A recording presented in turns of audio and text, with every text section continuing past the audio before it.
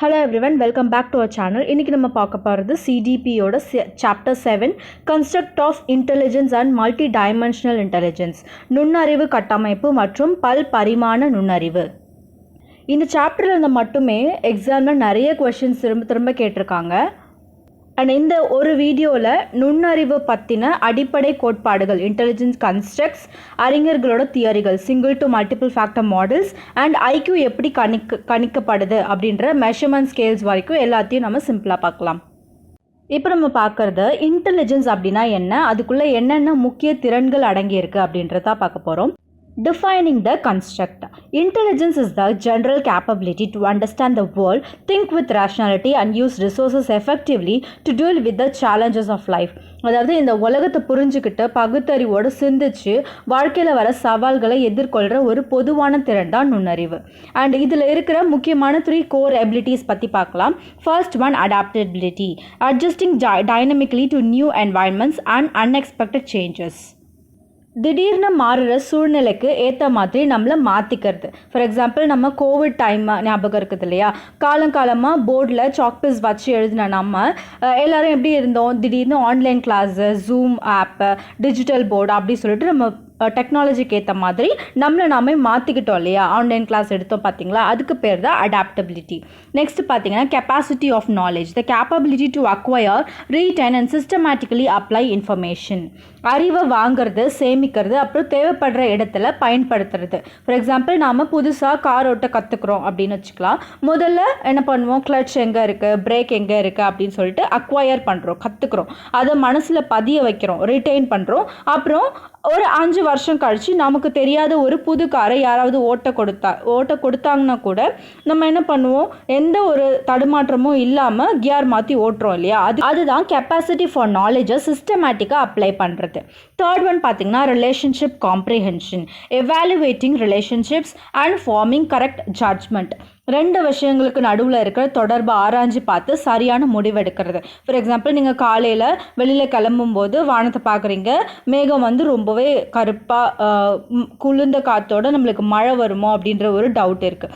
இப்போது கருப்பு மேகத்துக்கும் குளிர்ந்த காற்றுக்கும் நடுவில் இருக்கிற தொடர்பை நீங்கள் மனசுக்குள்ளே கணக்கு போடுறீங்க. கருப்பு மேகம் ப்ளஸ் குளிர்ந்த காற்று, மழை வரப்போகுது அப்படின்னு சொல்லிட்டு யோசித்து கையில் ஒரு கொடையை எடுத்துகிட்டு கிளம்புறீங்க இல்லையா, அதுதான் ரிலேஷன்ஷிப் காம்ப்ரிஹென்ஷன் மூலமாக எடுத்த ஒரு சரியான முடிவு, கரெக்ட் ஜட்ஜ்மெண்ட். எக்ஸாமில் நுண்ணறிவின் கட்டமைப்பு அப்படின்னு கேட்டாங்கன்னா பக்கத்தில் இருக்கிற மைண்ட் மேப் ஃபோட்டோவை ஞாபகம் வச்சுக்கோங்க. நம்ம மூளைக்குள்ளே ஒரு பிரச்சனை வரும்போது அது இந்த 3 திறன்களையும் ஒன்றா சேர்த்து தான் வேலை செய்யுது.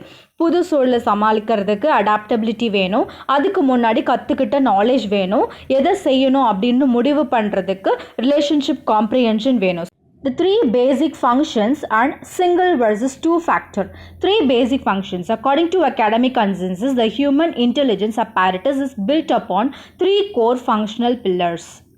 3 பேசிக் ஃபங்க்ஷன்ஸ், நுண்ணறிவின் 3 அடிப்படை செயல்பாடுகள். ஒரு மனிதனோட நுண்ணறிவு வேலை செய்யுது அப்படின்னா அதுக்குள்ளே நடக்கிற அந்த 3 அடிப்படை செயல்பாடுகள் என்னென்ன அப்படின்றத நம்ம பார்க்க போகிறோம். அது என்னென்னா learning, recognising problems, solving problems. லேர்னிங்கில் என்ன கொடுத்துருக்காங்க, acquiring, keeping and applying knowledge efficiently.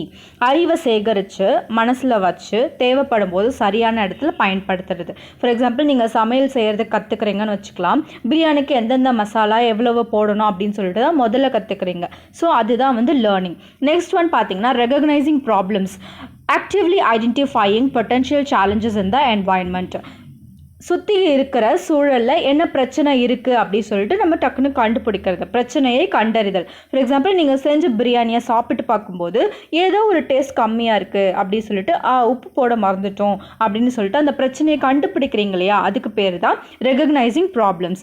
Third one, solving problems, constructing useful solutions using previous learnings. பிரச்சனைக்கு தீர்வு காணுதல், அதாவது ஏற்கனவே கற்றுக்கிட்ட அறிவை வச்சு அந்த பிரச்சனைக்கு ஒரு நல்ல ஒரு தீர்வை வந்து நம்ம கொண்டு வர்றது. இப்போது உப்பு கம்மியாக இருக்குது அப்படின்னு சொல்லிட்டு நம்மளுக்கு தெரிஞ்சு போச்சு. ஸோ என்ன பண்ணணும், உடனே அம்மா சொல்லியிருக்காங்க இல்லையா, உப்பு கம்மியாச்சுன்னா கொஞ்சம் தூள் உப்பு தூவலாம் அல்லது சுடு தண்ணியில் உப்பு கலந்து ஊற்றலாம் அப்படி சொல்லிட்டு யோசித்து உப்பு ஆட் பண்ணி பிரியாணியை சூப்பராக மாற்றிடுறீங்களே, அதுக்கு பேர் தான் solving problems. Next unifactor versus 2 factor.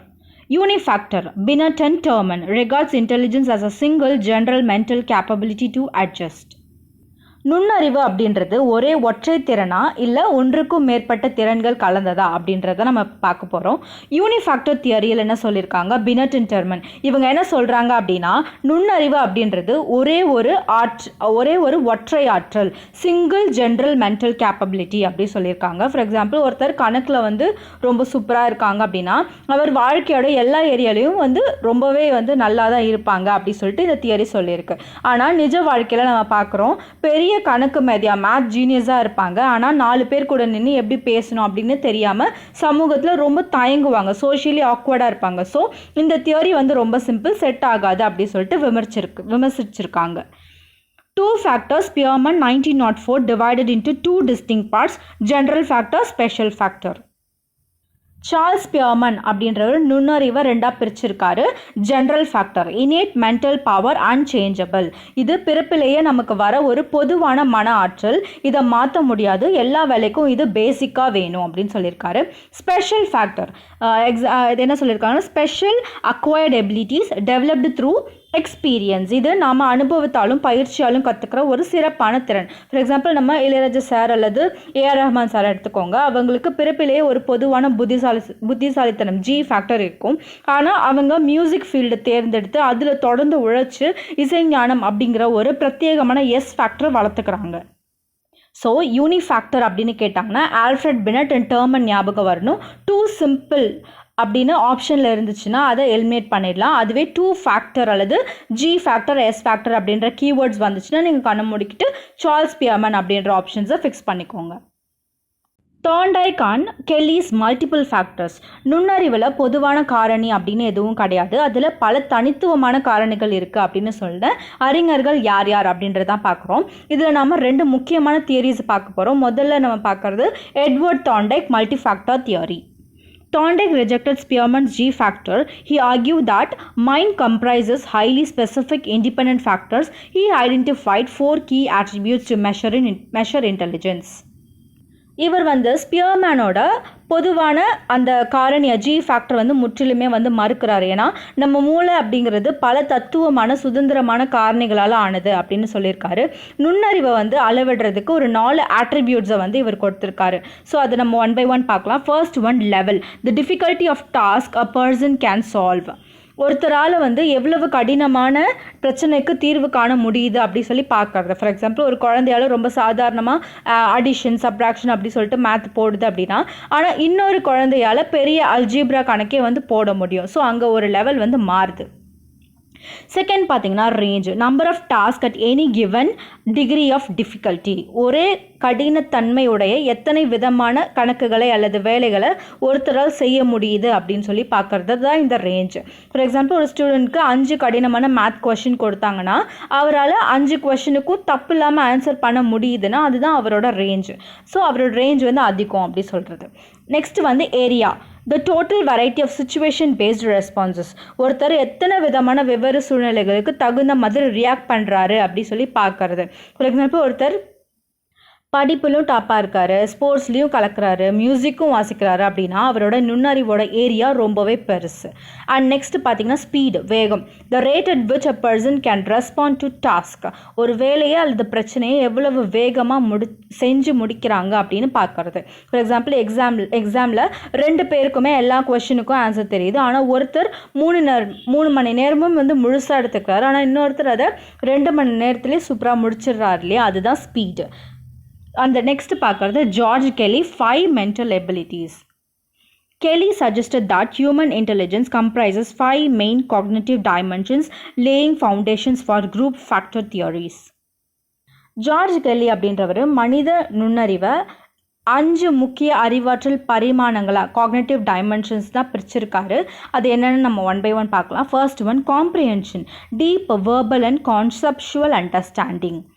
மொழியையும் கருத்துகளையும் ஆழமாக புரிஞ்சுக்கிறது. ஃபார் எக்ஸாம்பிள், ஒரு பெரிய கவிதை வாசித்த உடனே அதுக்குள்ளே கவிஞர் என்ன சொல்ல வராரு அப்படின்ற அதோட உள்ளார்ந்த அர்த்தத்தை வந்து டக்குன்னு புரிஞ்சுக்கிறது. ஸோ அதுதான் காம்ப்ரிஹென்ஷன், புரிந்து கொள்ளும் திறன். நெக்ஸ்ட்டு ஸ்பேஷியல் எபிலிட்டி, இடம் சார்ந்த திறன், visualising shapes, angles and structures. வடிவங்கள், கோணங்கள் மற்றும் இடங்களை மனசுக்குள்ளேயே கற்பனை செஞ்சு பார்க்கறது. ஃபார் எக்ஸாம்பிள், ஒரு டெய்லர் துணியை பார்த்த உடனே இதை எப்படி வெட்டி தச்சோன்னா இந்த டிசைன் வரும் அப்படி சொல்லிட்டு மனசுக்குள்ளேயே வரைஞ்சி வரைஞ்சி பார்க்குறாங்க இல்லையா, அப்படி இல்லைன்னா அது இன்ஜினியரிங் பிளான் போடுறது, இது எல்லாமே இதில் வரும். நெக்ஸ்ட் பார்த்தீங்கன்னா பெர்செப்சுவல் எபிலிட்டி, புலனுணர்வு திறன்.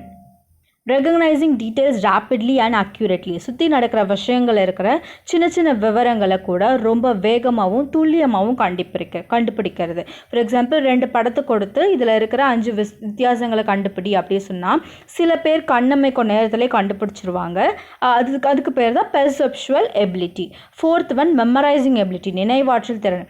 அசோசியேட்டிங், ரீட்டைனிங் அண்ட் ரீகாலிங், விஷயங்களை ஒப்பிட்டு பார்த்து மனசில் பதிய வச்சு தேவைப்படும் போது நினைவு கூறுறது. ஃபார் எக்ஸாம்பிள் ஒருத்தரோட ஃபோன் நம்பரை ஒரு தடவை நம்ம கேட்டோன்னா உடனே மனப்பாடம் பண்ணி அடுத்த வருஷம் கேட்டால் கூட அப்படியே சொல்கிறது, அதுதான் memorising ability. 5th one numerical ability, எண் திறன்.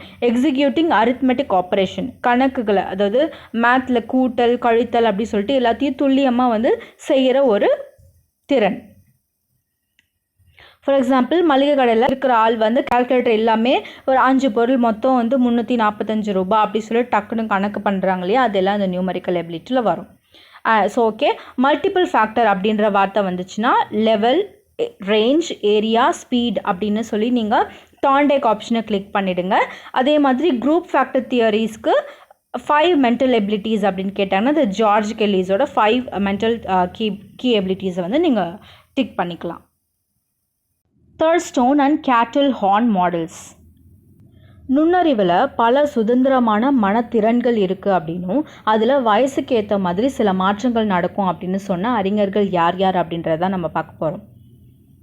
ஸோ நம்ம பார்க்குறது யாருன்னா தர்ஸ்டோன் அண்ட் கேட்டில் ஹார்ன் அப்படின்ற தியரிஸ்டோட தியரிஸை நம்ம பார்க்க போகிறோம். ஃபர்ஸ்ட் பார்த்திங்கன்னா primary mental abilities.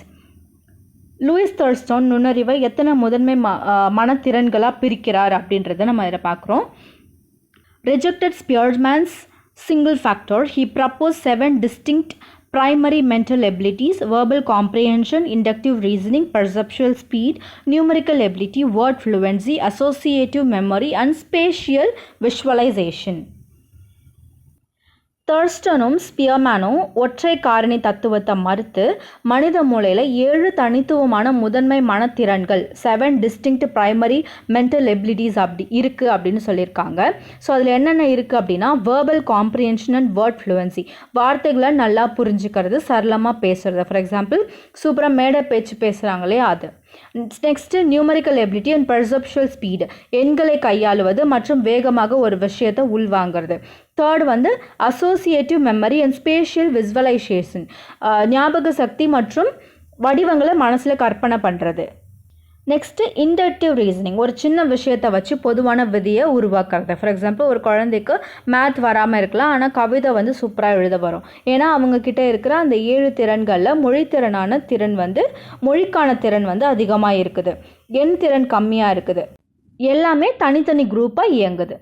And next நம்ம பார்க்குறது கேட்டில் அண்ட் ஹார்ன் மாடல். இவங்க நுண்ணறிவை 2 முக்கிய ஆப்ஷன்ஸாக பிரிச்சிருக்காங்க. அது என்ன அப்படின்னா represents biological potential used for abstract problem solving and speed of reasoning increases into early adulthood, then gradually decreases as the nervous system ages. இது முழுக்க பிறப்பிலேயே வர நம்ம ஜெனட்டிக்ஸ் அண்ட் உடலியல் சார்ந்த ஒரு புத்திசாலித்தனம். புதுசாக ஒரு விடுகதை போட்டால் டக்குன்னு யோசித்து உடைக்கிறது, அப்படி இல்லைனா கம்ப்யூட்டர் கேம் விளையாடும் போது வேகமாக ரியாக்ட் பண்ணுறது, அது எல்லாமே இதில் வரும். முக்கியமான ஒரு எக்ஸாம் பாயிண்ட் என்னென்னா நம்ம டீனேஜ் அல்லது இயர்லி அடல்ட்ஹுட் இளமை பருவம் வரைக்கும் பயங்கரமாக இது ஏறும். ஆனால் வயசு ஆக ஆக நம்ம நரம்பு மண்டலம் நர்வஸ் சிஸ்டம் பலவீனம் அடையும் போது இந்த வேகம் தானாக குறைய ஆரம்பிக்கும் அப்படின்னு சொல்லியிருக்காங்க. Next crystallized intellect. Cattle and Horn represents expansion of skills acquired through education, culture and active experiences. It is unlimited and increases continuously throughout a person's life. இது பெரும்பால வரது கிடையாது. நம்ம படிக்கிற படிப்பு, நம்ம கலாச்சாரம் அண்ட் வாழ்க்கையில் நமக்கு கிடைக்கிற அனுபவங்கள் மூலமாக மெல்ல மெல்ல சேகரிக்கிற ஒரு அறிவு. நம்ம வீட்டில் இருக்கிற தாத்தா பாட்டியெல்லாம் எக்ஸ்பீரியன்ஸ் வச்சு ஒரு முடிவு சொல்லுவாங்க பார்த்தீங்களா, அதுதான் இது. அண்ட் இதில் ஒரு முக்கியமான எக்ஸாம் பாயிண்ட் என்ன இருக்குன்னா, இதுக்கு வந்து எல்லையே கிடையாது, இது ஒரு அன்லிமிட்டட் எடிஷன் அப்படின்னு சொல்லியிருக்காங்க. மனுஷன் வந்து உயிரோடு இருக்கிற வரைக்கும் அனுபவங்கள் கூட கூட இந்த படிகமாக்கப்பட்ட இந்த நுண்ணறிவு வாழ்நாள் முழுக்க ஏறிக்கிட்டே தான் இருக்கும் அப்படின்னு சொல்லியிருக்காங்க. ஸோ எக்ஸாமில் வந்து 7 ப்ரைமரி மென்டல் எபிலிட்டிஸ் அப்படின்னு கேட்டாங்கன்னா தர்ஸ்டான் ஆப்ஷனை வந்து நீங்கள் மார்க் பண்ணிக்கலாம். அதே மாதிரி வயசாகும்போது குறையும் பயாலஜிக்கல் அறிவு எது அப்படின்னு கேட்டாங்கன்னா ஃப்ளூயிட் இன்டெலிஜென்ஸ். அண்ட் வாழ்நாள் முழுக்க அனுபவத்தால் கூடிக்கொண்டே போகும் அறிவு எது அப்படின்னு கேட்டாங்கன்னா அது கிறிஸ்டலைஸ்டு இன்டெலெக்ட், கேட்லின் ஹான் சொன்னது. அண்ட் இப்போ நம்ம பார்க்குறது பார்ட் 2, ஹார்வர்ட் கார்ட்னர்ஸ் 8 இன்டெலிஜென்ஸ். இதில் நம்ம பார்க்க போகிறது என்ன அப்படின்னா, நுண்ணறிவுங்கிறது ஒரே ஒரு சிங்கிள் விஷயமா இல்லை அதில் பல தனித்துவமான திறன்கள் இருக்கா அப்படின்றத நம்ம பார்க்க போகிறோம். In 1983, Gardner proposed that intelligence is not a single entity but a set of independent, distinct modular capabilities. Gardner என்ன சொல்கிறாரு அப்படின்னா, நுண்ணறிவு அப்படின்றது எல்லாரும் நினைக்கிற மாதிரி ஒரே ஒரு ஒற்றை பாத்திரம் கிடையாது. மனித மூளைக்குள்ள பல தனித்துவமான ஒன்றுக்கொன்று சுதந்திரமாக இயங்கக்கூடிய பல்வேறு மாடுலர் திறன்கள் வந்து இருக்குது அப்படின்னு சொல்லியிருக்காரு. ஃபார் எக்ஸாம்பிள், கிளாஸ் ரூமில் இருக்கிற குழந்தைங்களே எடுத்துக்கோங்க. ஒரு பையனுக்கு மேத்தில் 100க்கு 100 வரும், ஆனால் அவனால் ஒரு பாட்டு பாடவோ இல்லை ஃப்ரெண்ட்ஸ் கூட சேர்ந்து ஒரு குரூப்பில் பழகவோ வராமல் இருக்கலாம். இன்னொரு பையனுக்கு மேத் வராது, ஆனால் கிரவுண்டில் இறங்கினான்னா சூப்பராக வந்து கிரிக்கெட் விளையாடுவான் இல்லையா, அப்படி இல்லைன்னா ட்ராயிங் பண்ணுவான். ஸோ பாரம்பரிய முறைப்படி பார்த்தோன்னா மேத் போடுற பையன் மட்டும்தான் புத்திசாலி, ஆனால் கார்ட்னர் படி இவங்க 2 பேருமே புத்திசாலி தான். ஒருத்தருக்கு எண்களை கையாளுற நுண்ணறிவு இருக்குது, ஆனால் இன்னொருக்கு உடலை இயக்குற நுண்ணறிவு இருக்குது அப்படின்னு சொல்லியிருக்காரு. ஸோ எக்ஸாமில் intelligence is not a single entity, அப்படி இல்லைனா செட் ஆஃப் இண்டிபெண்ட் கேப்பபிலிட்டிஸ், அப்படி இல்லைனா டிஸ்டிங்க்ட் மாடுலர் கேப்பபிலிட்டிஸ், இந்த மாதிரியான வார்த்தைகள் வந்துச்சுனாலே நீங்கள் ஹார்வர்ட் கார்ட்னரை ஃபிக்ஸ் பண்ணி. The first 4 intelligence, இந்த 4 நுண்ணறிவுங்களோட முக்கிய பண்புகள் என்ன, எக்ஸாமில் கேட்கப்படுற இவங்களோட டிப்பிக்கல் ப்ரொஃபைல்ஸ், உதாரண மனிதர்கள் யார் யார் அப்படின்றத நம்ம பார்க்க போகிறோம். ஃபர்ஸ்ட் ஒன் பார்த்தீங்கன்னா லிங்குவிஸ்டிக் இன்டெலிஜென்ஸ், மொழித்திறன் நுண்ணறிவு. Sensitivity to spoken and written language, capacity to learn languages and use words effectively. அதாவது மொழிய வார்த்தைகளை ரொம்ப திறம்பட பயன்படுத்துகிற திறன் இது. ஃபார் எக்ஸாம்பிள், நம்ம கவிஞர் வாலி அல்லது வைரமுத்து சார் எடுத்துக்கிட்டிங்கன்னா சாதாரண வார்த்தைகளை வச்சு அவங்க எழுதுகிற வரிகள் நம்மளை அப்படியே கட்டி போடும். அதே மாதிரி மேடையில் நின்று பேச்சாலே எல்லாரையும் கவர்ற பேச்சாளர்கள் இருக்காங்க இல்லையா, இவங்கெல்லாம் வந்து இதில் வருவாங்க. டிப்பிக்கல் ப்ரொஃபைல்ஸ், ரைட்டர்ஸ், எழுத்தாளர்கள், போயட்ஸ், கவிஞர்கள், ஸ்பீக்கர்ஸ், பேச்சாளர்கள், இது எல்லாமே வந்து லிங்குவிஸ்டிக் இன்டெலிஜென்ஸில் வருவாங்க. நெக்ஸ்ட் ஒன் மியூசிக்கல் இன்டெலிஜென்ஸ், இசைத்திறன் நுண்ணறிவு. Skill in performing, composing and appreciating musical patterns, rhythms, tones and pitches. இசையோட தாளம், ஸ்ருதி, மெட்டுகளை புரிஞ்சுக்கிட்டு பாடுற அல்லது இசையமைக்கிற திறன். ஃபார் எக்ஸாம்பிள், ஒரு சாதாரண பாட்டை கேட்ட உடனே அது எந்த ராகம் அப்படின்னு சொல்லி டக்குன்னு கண்டுபிடிக்கிறது, அப்படி இல்லைன்னா நம்ம ஏஆர் ரஹ்மான் சார் மாதிரி புதுசாக டியூன் கம்போஸ் பண்ணுறது, இது எல்லாமே வந்து இந்த மியூசிக்கல் இன்டெலிஜென்ஸில் வரும். இதோட டிப்பிக்கல் ப்ரொஃபைல்ஸ் என்னென்னா கம்போசர்ஸ், இசையமைப்பாளர்கள், மியூசிஷியன்ஸ், இசை கலைஞர்கள், சிங்கர்ஸ், பாடல்கள், இதெல்லாம் இதில் வரும். Third one logical mathematical intelligence, தர்க்க கணித நுண்ணறிவு. Ability to analyze problems logically, carry out mathematical operations and investigate scientific questions. பிரச்சனைகளை தர்க்க ரீதியாக அலசுறது, கணக்குகளை தீர்க்கிறது அண்ட் அறிவியல் பூர்வமாக சிந்திக்கிறது, இது எல்லாமே இதில் வரும். நம்ம சகுந்தலா தேவி அல்லது ஆல்பர்ட் ஐன்ஸ்டீன் இவங்களாம் எடுத்துக்கிட்டோம்னா பெரிய பெரிய கணக்குகளை மனசுக்குள்ளே போட்டு உடைக்கிறது, ஏன் எதுக்கு அப்படின்னு ஒரு லாஜிக்கல் கேள்வி வந்து கேட்கறது. ஸோ இதுக்கான டிப்பிக்கல் ப்ரொஃபைல்ஸ் யாருன்னா சயின்டிஸ்ட், அறிவியலாளர்கள், இன்ஜினியர்ஸ், பொறியியலாளர்கள், மேத்தமெட்டிஷியன்ஸ், கணித மேதைகள். ஃபோர்த் ஒன் ஸ்பேஷியல் இன்டெலிஜென்ஸ், இடம் சார்ந்த நுண்ணறிவு. Recognising and manipulating the patterns of wide spaces as well as more confined areas. வடிவங்கள், திசைகள் அண்ட் முப்பரிமாண இடங்களை மனசுக்குள்ளேயே துல்லியமாக திட்டமிடுற திறன், இதெல்லாம் இதில் வரும்.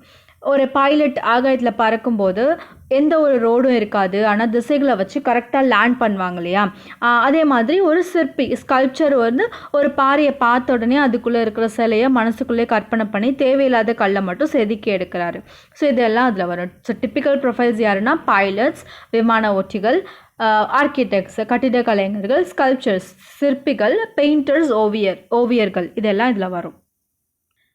பக்கத்தில் இருக்கிற இமேஜை பாருங்கள், குழந்தைங்க பிளாக்ஸ் வச்சு பில்டிங் மாதிரி அடுக்குறாங்க இல்லையா, இதுக்கு பேர் இதுக்கு எந்த நுண்ணறிவு வேணும் அப்படின்னு கேட்டிங்கன்னா ஸ்பேஷியல் இன்டெலிஜென்ஸ், வடிவங்களை அமைக்கும் திறன். ஸோ எக்ஸாமில் போயட்ஸ் வந்தாங்கன்னா யார் வரணும்? லிங்குவிஸ்டிக். ஸ்கல்ப்சர்ஸ் ஆர் பைலட்ஸ் அப்படின்னு வந்துச்சுன்னா அது ஸ்பேஷியல். சயின்டிஸ்ட் அப்படின்னு வந்துச்சுன்னா அது லாஜிக்கல் மேத்தமெட்டிக்கல். ஓகே, நம்ம ஃபர்ஸ்ட்டு 4 பார்த்துட்டோம். இதில் நம்ம இப்போ ரிமைனிங் 4 பார்க்கலாம். bodily kinesthetic intelligence, உடல் இயக்க நுண்ணறிவு, ability to coordinate bodily movements and use the whole body or parts to solve problems. அதாவது உடலை அல்லது உடலோட பாகங்களை ரொம்ப நெகிழ்வாகவும் துல்லியமாகவும் பயன்படுத்தி ஒரு வேலையை செய்கிற ஒரு திறன். ஃபார் எக்ஸாம்பிள், நம்ம விராட் கோலி கிரிக்கெட் விளையாடும் போது பந்தை வந்து கரெக்டாக கணிச்சு உடம்பை வளைச்சி 6 அடிக்கிறார் இல்லையா, அப்படி இல்லைனா ஒரு டான்ஸர் டான்ஸ் பண்ணுறது. அது மட்டும் இல்லை, டீச்சர்ஸ், ஒரு சர்ஜன் வந்து அறுவை சிகிச்சை நிபுணர் ஆப்ரேஷன் பண்ணும்போது அவரோட கைகள் எவ்வளவு துல்லியமாக வேலை செய்யணும் அப்படின்றது எல்லாமே வந்து இதில் வரது தான். ஸோ டிப்பிக்கல் ப்ரொஃபைல்ஸ் என்னென்னா அத்லெட்ஸ் விளையாட்டு வீரர்கள், டான்சஸ் நடன கலைஞர்கள், சர்ஜன்ஸ் அறுவை சிகிச்சை நிபுணர்கள். 6th one intrapersonal intelligence, தன்னக நுண்ணறிவு, capacity to understand one's own deep feelings, fears, motivations and inner desires to regulate one's life.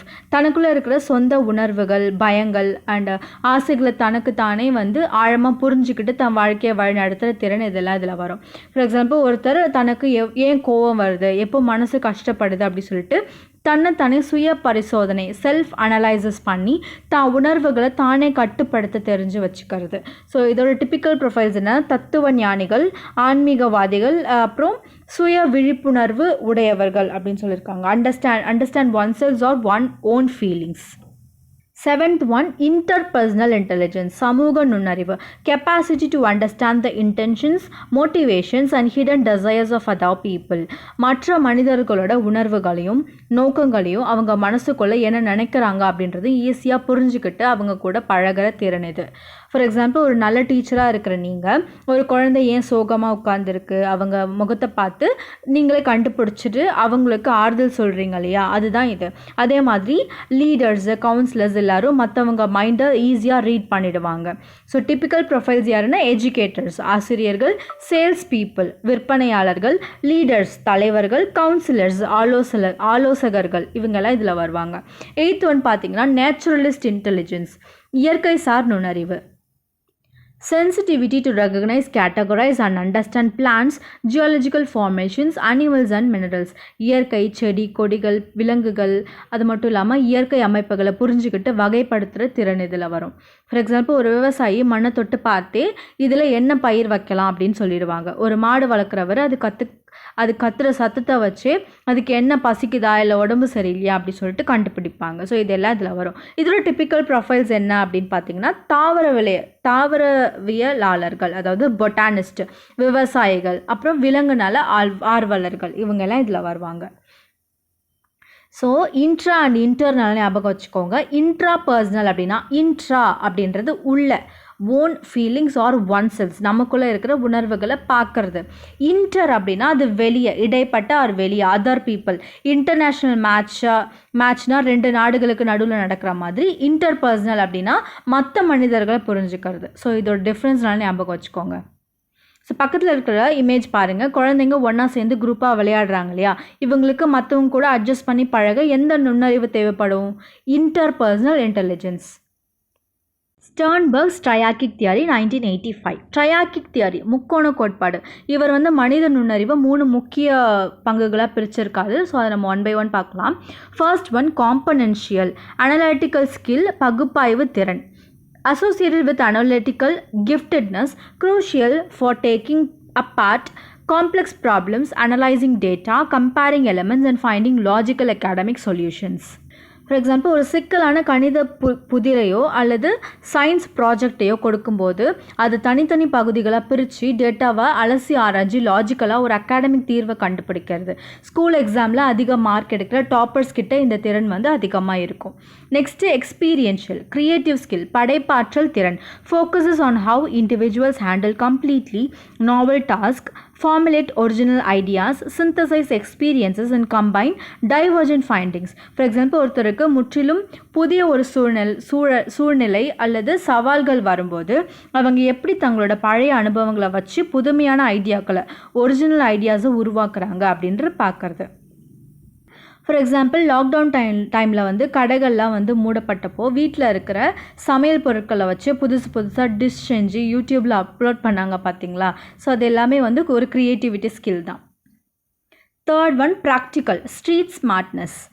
நடைமுறை அறிவு focuses on adaptation, shaping and selection of daily environment, helps fit into real world context, solve practical problems and navigate social spaces. So புக்கில் இருக்கிற அறிவுத்திறன் மட்டும் போதாது, நிஜ உலகத்தில் எப்படி பிழைக்கணும் அப்படின்ற ஒரு தெரிஞ்சுக்கிற ஸ்ட்ரீட் ஸ்மார்ட் புத்திசாலித்தனம் இது. ஃபார் எக்ஸாம்பிள் ரோட்டில் போயிட்டு இருக்கும்போது பைக் திடீர்னு பஞ்சர் ஆகிடுது. அந்த நேரத்தில் பதட்டப்படாமல் பக்கத்தில் எங்கே பஞ்சர் கடை இருக்குது அப்படின்னு சொல்லிட்டு விசாரித்து கரெக்டாக கடையை கண்டுபிடிச்சி பிரச்சனையை சமாளிக்கிறோம் இல்லையா, அதுதான் நடைமுறை அறிவு, ஸ்ட்ரீட் ஸ்மார்ட்னஸ். ஸோ ட்ரையார்கிக் தியரி அல்லது காம்பனன்ஷியல், எக்ஸ்பீரியன்ஷியல், ப்ராக்டிக்கல் அப்படின்னு சொல்லிட்டு இந்த மாதிரியான வார்த்தைகள் வந்துச்சுன்னா ராபர்ட் ஸ்டர்ன்பர்க் அப்படின்ற ஆப்ஷனை மார்க் பண்ணிக்கோங்க. அதே மாதிரி ஸ்ட்ரீட் ஸ்மார்ட்னஸ் அப்படின்ற வார்த்தை வந்துச்சுனாலும் இந்த ப்ராக்டிக்கல் இன்டெலிஜென்ஸ் தான் வந்து குறிக்கும். Stanford Binet IQ calculation, first developed in 1905 by French psychologist Alfred Binet and Theodore Simon to evaluate mental development chronological age ratio. Lewis Terman revisited the Binet scale in 1916 and popularized the IQ formula. So first இதை develop பண்ணது எப்போனா 1905 Alfred Binet and Theodore Simon அப்படின்ற 2 French உளவியாளர்கள் தான் வந்து இந்த நுண்ணறிவு சோதனையை உருவாக்கினாங்க. அதுக்கப்புறம் 1916 லூயிஸ் டெர்மன் அப்படின்றவர் இந்த பினட் அளவீட்டை மாற்றி அமைச்சு இந்த ஐக்கியூ ஃபார்முலாவை உலக பிரபலமாக ஆக்கியிருக்காரு. ஸோ இதோட ஐக்கியூ ஃபார்முலா அண்ட் கேல்குலேஷன் என்ன அப்படின்னு பார்க்கலாம். அதுக்கு முன்னாடி ஒரு குழந்தையோட ஐக்கியூவை எதை வச்சு முடிவு பண்ணுறது, இதுவும் அந்த ஃபார்முலா ஆப்ஷன்ஸ் கொடுத்துருக்காங்க. IQ equal to mental age by chronological age into 100. Mental ஏஜ்னால் என்ன, மன வயது. ஒரு குழந்தையோட மூளை எந்த வயசுக்கான புத்திசாலித்தனத்தோட வேலை செய்யுது அப்படின்றது. க்ரோனாலஜிக்கல் ஏஜ் அப்படின்றது அதாவது நிஜ வயது, பிறப்பு சான்றிதழ் படி அந்த குழந்தையோட உண்மையான தற்போதைய வயது என்ன அப்படின்னு சொல்கிறது. ஸோ இப்போ எக்ஸாமில் ஒரு கணக்கு கேட்குறாங்க அப்படின்னா ஒரு குழந்தையோட மன வயது மென்டல் ஏஜ் 10, ஆனால் அவங்க நிஜ வயது 8, குரோனாலஜிக்கல் ஏஜ் வந்து 8 அப்படின்னு சொல்லி கொடுத்துருக்காங்க. அவங்க ஐக்யூ என்ன அப்படின்னு கேட்டாங்கன்னா IQ ஈக்குவல் டு 10/8 × 100 அப்படி சொல்லிட்டு நீங்கள் சால்வ் பண்ணணும். ஸோ ஆன்சர் என்ன வருது 125. ஸோ அப்போ அந்த குழந்தையோட ஐக்யூ என்ன 125 இருக்குது. ஸோ அந்த குழந்தை ஒரு புத்திசாலி குழந்தையாக இருக்குது. மென்டல் ஏஜ் அப்படின்ற வார்த்தையை முதல்ல அறிமுகப்படுத்தினது யாருன்னா ஆல்ஃப்ரெட் பெனட். ஆனால் ஐக்யூ ஈக்குவல் டு MA/CA × 100 அப்படின்ற ஃபார்முலாவை பிரபலப்படுத்தியது யார் அப்படின்னு கேட்டாங்கன்னா அது Louis Terman. IQ classifications and Wechsler's scale, கணக்கிடப்பட்ட ஐக்யூ அளவுகளை எப்படி வகைப்படுத்துகிறாங்க அண்ட் டேவிட் வெல்ஷரோட நுண்ணறிவு அளவீடுகள் என்னென்ன அப்படின்றத நம்ம பார்க்க போகிறோம்.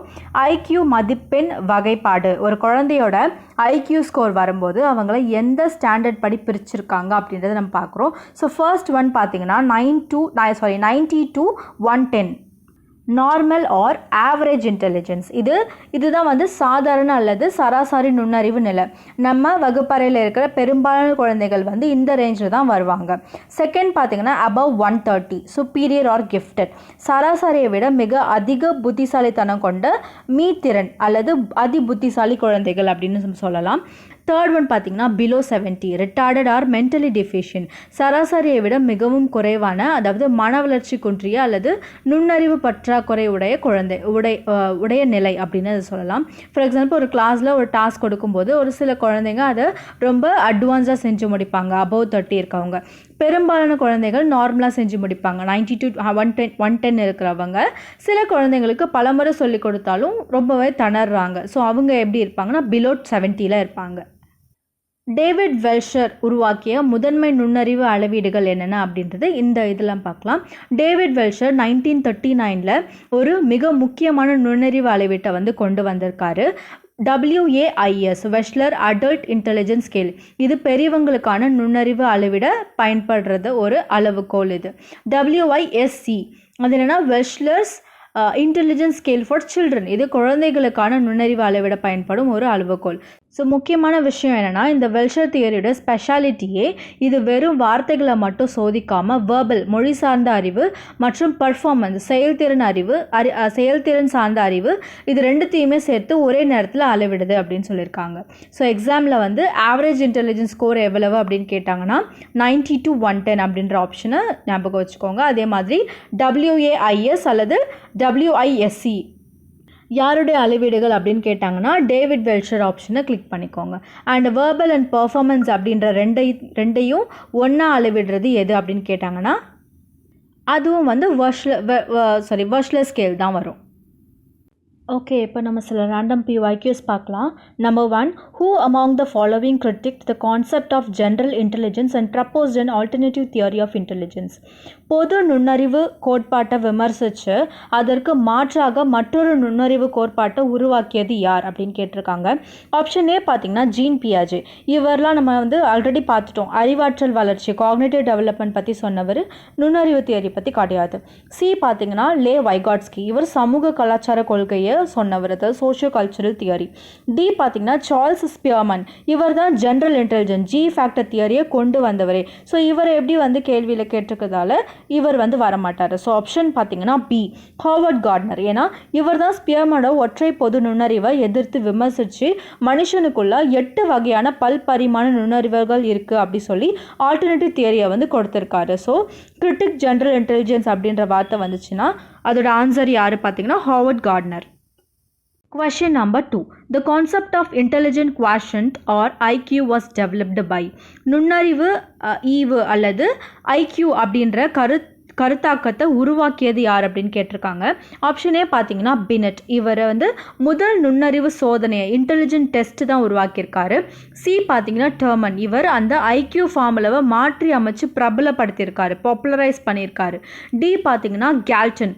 இவர் தனிநபர் வேறுபாடுகள் மற்றும் மரபியல் சார்ந்த ஆய்வுகளை செஞ்சிருக்காரு. ஸோ ஆப்ஷன் பி பார்த்தீங்கன்னா ஸ்டர்ன். 1912 வில்லியம் ஸ்டர்ன் அப்படிங்கிற ஜெர்மன் உளவியாளர் தான் முதல்ல இந்த IQ MA/CA அப்படின்ற பேசிக் கான்செப்டை உருவாக்கியிருக்காரு, டெவலப் பண்ணியிருக்காரு. So option B is the right answer. Question number 3. Ability to recognize and classify all variety of animals, minerals and plants according to multiple intelligence theory is called. விலங்குகள், கனிமங்கள் மற்றும் தாவரங்களை அடையாளம் கண்டு வகைப்படுத்தும் திறன் ஹாவர்ட் கார்ட்னரோட பல்பரிமாண நுண்ணறிவு படி எந்த இதில் வந்து அழைக்கிறாங்க அப்படின்னு சொல்லி கேட்டிருக்காங்க. பி பார்த்தீங்கன்னா லிங்குவிஸ்டிக் இன்டெலிஜென்ஸ். இது மொழி மற்றும் வார்த்தைகளை சார்ந்தது. சி பார்த்தீங்கன்னா ஸ்பேஷியல். இது வடிவங்கள் மற்றும் இடங்களை சார்ந்தது. டி பார்த்தீங்கன்னா லாஜிக்கல் மேத்தமெட்டிக்கல் இன்டெலிஜென்ஸ். இது வந்து கணக்கு மற்றும் தர்க்க சிந்தனை சார்ந்தது. ஸோ ஆப்ஷன் ஏ பாருங்க நேச்சுரல் இன்டெலிஜென்ஸ், அதாவது நேச்சுரலிஸ்ட் இன்டெலிஜென்ஸ் அப்படின்னு சொல்லலாம். ஏன்னா செடி கொடி தாவரங்கள் பிளான்ஸ் அண்ட் அனிமல்ஸ் நேசித்து அதை புரிஞ்சுக்கிட்டு வகைப்படுத்த திறனுக்கு பேர் தான் இயற்கை சார் நுண்ணறிவு. ஸோ கேள்வியிலே பிளான்ஸ் அண்ட் அனிமல்ஸ் கீவேர்ட்ஸ் இருக்கிறதுனால option A is the right answer. Okay, இன்றைக்கி நாம் construct of intelligence and multi dimensional intelligence டாப்பிக்கை ரொம்ப கிறிஸ்ப் அண்ட் கிளியராக எல்லாமே வந்து நம்ம பார்த்து முடிச்சிட்டோம். இந்த கிளாஸில் நம்ம பார்த்து இந்த ஃபுல் சாப்டரோட PDF லிங்க் வந்து டெலகிராமில் கொடுத்துருக்கேன். நீங்கள் கீழே டிஸ்கிரிப்ஷனில் போய் செக் அவுட் பண்ணி பாருங்கள். அண்ட் உங்களுக்கு இந்த சாப்டரில் ஏதாச்சும் டவுட்ஸ் வந்து இருந்துச்சுன்னா நீங்கள் தாராளமாக கீழே கமெண்ட் செக்ஷனில் கேளுங்க, நான் கண்டிப்பாக ரிப்ளை பண்ணுறேன். உங்களுக்கு இந்த வீடியோ பிடிச்சிருந்துச்சுன்னா லைக் பண்ணுங்கள், கமெண்ட் பண்ணுங்கள், சப்ஸ்கிரைப் பண்ணுங்கள், உங்கள் ஃபெல்லோ டீச்சர்ஸ்க்கும் ஷேர் பண்ணுங்கள். தேங்க்யூ ஸோ மச் ஃபார் வாட்சிங்.